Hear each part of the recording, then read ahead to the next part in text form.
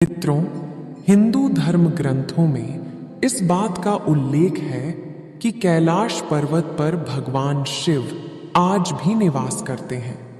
हिंदू धर्म के देवी देवता सिर्फ पौराणिक कथाओं के पात्र नहीं थे, बल्कि वे ऐसी शक्तियां थे जो पृथ्वी पर अलग अलग रूप में अलग अलग जगह पर मौजूद थे, और उनमें से कई शक्तियां तो आज भी हमारे बीच मौजूद है, बस वो किसी को नजर नहीं आती। लेकिन इस धरती पर आज भी एक ऐसी जगह है जो पूरी तरह से विज्ञान को चुनौती दे रही है। जी हां मित्रों, हम बात कर रहे हैं इस धरती का सबसे रहस्यमयी पर्वत कैलाश पर्वत की, जहां स्वयं भगवान शिव के मौजूद होने का एहसास आज भी होते रहता है। इस जन्म में भगवान शिव का दर्शन हो या ना हो, लेकिन उनके निवास स्थान का दर्शन मनुष्य के भाग में जरूर लिखा है। दुनिया की सारी अलौकिक शक्तियों का जन्म इस कैलाश पर्वत से ही शुरू होता है।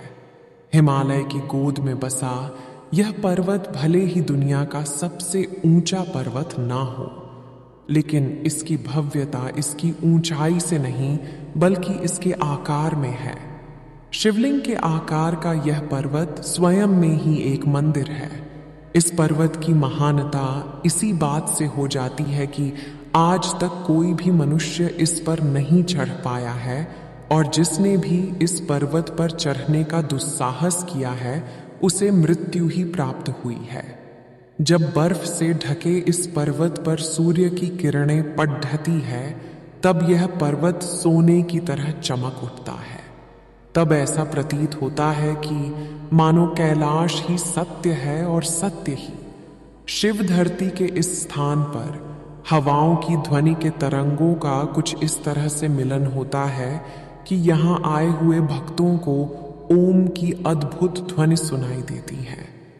धरती के एक ओर उत्तरी ध्रुव तो दूसरी ओर दक्षिणी ध्रुव है।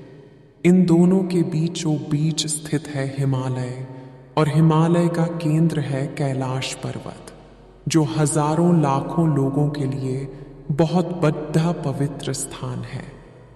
पश्चिमी तिब्बत में मौजूद कैलाश पर्वत सतह से करीब 22,000 फीट ऊंचा है। अमरनाथ यात्रा को जाते समय रास्ते में इस पर्वत के दर्शन होते हैं।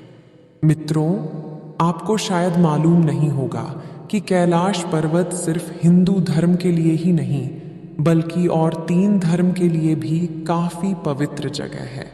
ये पर्वत दुनिया के 4 प्रमुख धर्म को जोड़े रखता है: हिंदुइज्म, बुद्धिज्म, जैनिज्म और दाओइज्म। इन चारों धर्मों में कैलाश पर्वत का महत्व भगवान शिव का अलौकिक शक्ति के रूप से देखा जाता है। और मित्रों, हाल ही में वैज्ञानिकों द्वारा कैलाश पर्वत को इस धरती का केंद्र यानी एक्सिस माना गया है। इस पर्वत पर दिशा सूचक यानी कि कंपास भी काम करना बंद कर देता है। बहुत से लोगों और शोधकर्ताओं द्वारा बताया गया है कि कैलाश पर्वत पर ही चारों दिशाओं का मिलन होता है। यह पर्वत इस धरती के सभी जीव जंतुओं को जीवित रखने के लिए वातावरण को बनाए रखता है, और शायद इसीलिए इस जगह को प्राकृतिक शक्तियों का भंडार कहा जाता है। दुनिया की सबसे ऊंची चोटी है माउंट एवरेस्ट। इस पर आज तक हजारों लोग चढ़ाई कर चुके हैं, लेकिन हैरान कर देने वाली बात तो यह है कि माउंट एवरेस्ट से 2000 मीटर कम ऊंचाई वाले कैलाश पर्वत पर आज तक कोई नहीं चढ़ पाया।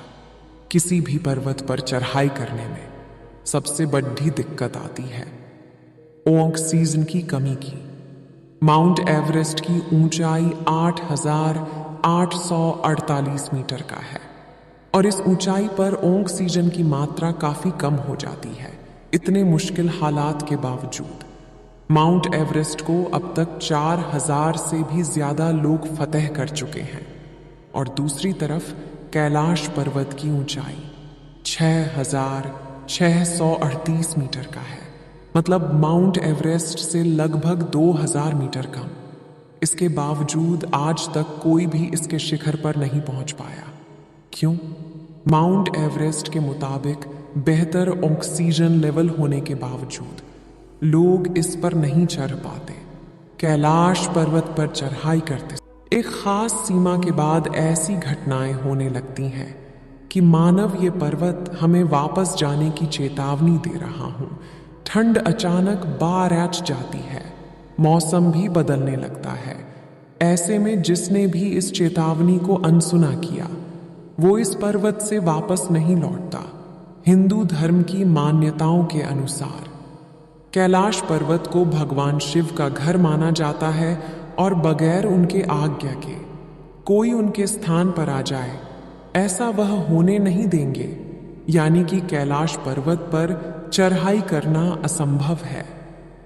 परंतु तिब्बत के लोगों का कहना है कि 11वीं सदी में तिब्बत बौद्ध योगी मीरप्पा ने इस पर्वत पर चढ़ाई की थी और वह सफल भी रहे। लेकिन इस बात को साबित करने के लिए उन लोगों के पास कोई प्रमाण नहीं है। कैलाश पर्वत के बारे में तिब्बत मंदिरों के धर्मगुरु बताते हैं कि कैलाश पर्वत के चारों ओर एक अलौकिक शक्ति का प्रवाह होता है। कहा जाता है कि आज भी कुछ तपस्वी इन शक्तियों के माध्यम से आध्यात्मिक गुरुओं के साथ संपर्क करते हैं। इस कैलाश पर्वत से जुड़ी काफी दंत कथाएं भी प्रचलित हैं। उन्हीं कथाओं की सच्चाई का पता लगाने के लिए 1999 में रूस के नेत्र रोग विशेषज्ञ आर्टिस्ट मुद्दा सेब ने कैलाश पर्वत के रहस्य का खोज करने के लिए एक टीम बनाए और इस पर्वत का कई दिनों के अध्ययन करने के बाद उन्होंने अपनी किताब में बताते हुए दावा किया है कि कैलाश पर्वत की छोटी बिल्कुल इंसानों द्वारा तैयार की गई पिरामिड जैसा लगती है और कैलाश पर्वत की यह छोटी प्राकृतिक नहीं बल्कि किसी इंसान या फिर किसी अन्य शक्ति द्वारा बनाई गई है। और इस जगह पर अजीब तरह की रेडिएशन होने के कारण इसे पारलौकिक गतिविधियों का केंद्र भी बताए हैं। उनके दावों में कितनी सच्चाई है यह तो आने वाला वक्त ही बताएगा। लेकिन डॉक्टर आर्टिस्ट मुद्दा सेब ने जिस आदमी या शक्ति द्वारा कैलाश पर्वत को बनाए जाने की बात कही है वह शायद भगवान शिव ही थे। अगर हम भी कैलाश पर्वत को थोड़ा ध्यान से देखेंगे तो यह बात काफी सही भी लगती है। और शायद इसीलिए इस पवित्र पर्वत का दौरा करने वाले लोगों ने दावा किया है कि वहां समय काफी तेजी से गुजरता है। नाखून और बालों की वृद्धि जो सामान्य परिस्थितियों में लगभग 2 सप्ताह में होती है वो यहाँ केवल 24 घंटों में हो जाती है। और इन पहाड़ों के बीच की हवा तेजी से उम्र बढ़ाने की प्रक्रिया में मदद करती है। ऐसे ही जब रसिया के एक पर्वतारोही सर्जी शियाकोवा ने जब कैलाश पर्वत के बिल्कुल करीब पहुंच गए तो उनका दिल बहुत तेजी से धड़कने लगा और उन्हें अचानक कमजोरी महसूस होने लगी, जिसके बाद उन्हें ख्याल आने लगा कि उन्हें यहां नहीं रुकना चाहिए।